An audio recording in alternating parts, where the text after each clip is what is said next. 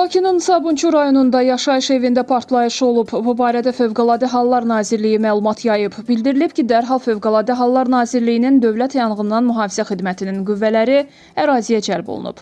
Hadisə yerində əməliyyat şəraitinin qiymətləndirilməsi zamanı ümumi sahəsi 80 kvadrat metr olan bir mərtəbəli 3 otaqlı fərdi yaşayış evində yanğınla nəticələnməyən partlayışın baş verdiyi müəyyən olunub. Partlayış dalğasının təsirindən evə ciddi ziyan dəyib, ikisi uşaq olmaqla 5 nəfər xəsarət alıb. Hazırda 2017-ci il təvəllüdlü şəxsin vəziyyəti kritik ağır, digər 3 nəfərin vəziyyəti isə ağır qiymətləndirilir. Onların hər biri reanimasiya şöbəsinə yerləşdirilib və müalicələri davam etdirilir. Partlayışda xəsarət alan bir nəfərə isə yerində tibbi yardım göstərilib. Hadisə ilə əlaqədar aidiyyatı qurumlar tərəfindən araşdırma aparılır.